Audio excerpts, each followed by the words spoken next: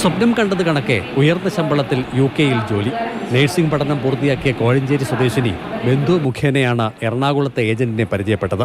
അഡ്വാൻസായി 75,000 രൂപ നൽകി. ഏതാനും മാസം പിന്നിട്ടതോടെ ഓൺലൈനിൽ മുഖാമുഖം. തുടർന്ന് ഏജന്റ് തന്നെ ചങ്ങനാശ്ശേരി പായിപ്പാട് സ്വദേശി ജോൺ തോമസ് എന്ന പാസ്റ്ററെ പരിചയപ്പെടുത്തി. തുടർ പ്രവർത്തനങ്ങൾക്ക് 3.5 ലക്ഷം രൂപ ജോൺ തോമസിന് നൽകണമെന്ന് നിർദ്ദേശിക്കുകയും ചെയ്തു. വീടും വസ്തുവും പണയപ്പെടുത്തി ബാങ്ക് മുഖേന പണം കൈമാറി.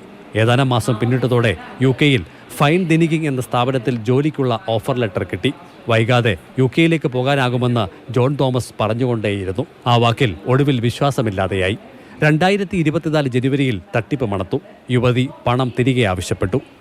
എല്ലാം 10 ലക്ഷം രൂപയാണ് മൊത്തത്തിൽ പറഞ്ഞത്. ഇപ്പം 3.5 അയക്കണം, ബാക്കി അവർ പറയുന്ന സമയത്ത് അയച്ചു കൊടുത്താൽ മതിയെന്ന്. അങ്ങനെ സത്യത്തിൽ ഞങ്ങളുടെ കയ്യിൽ പൈസയൊന്നും ഇല്ലായിരുന്നു. ഞങ്ങൾ കേരള ബാങ്കിൽ ഞങ്ങളുടെ വീടിൻ്റെ ആധാരം പണയം വെച്ച് 10 ലക്ഷം രൂപ, അത് ഒത്തിരി ഫോർമാലിറ്റീസ് ഉണ്ടായിരുന്നു, അതെല്ലാം പെട്ടെന്ന് ചെയ്ത് 10 ലക്ഷം രൂപ എടുത്ത് ആ ബാങ്ക് ത്രൂ തന്നെ ഈ ജോൺ തോമസിന് 3.5 ലക്ഷം രൂപ അയച്ചു കൊടുക്കുമായിരുന്നു.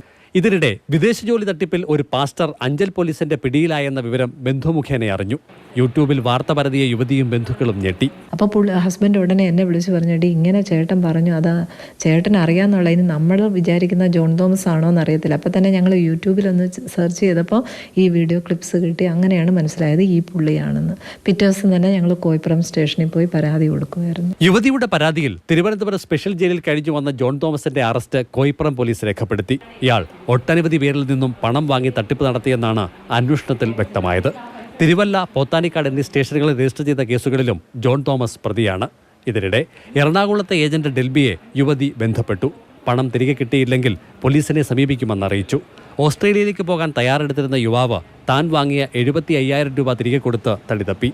അതേസമയം വീടിന്റെ ആധാരം പണയപ്പെടുത്തിയെടുത്ത തുകയ്ക്ക് പലിശ അടച്ചു വരികയാണ് യുവതിയും ഭർത്താവും. മാതൃഭൂമി ന്യൂസ്, പത്തനംതിട്ട.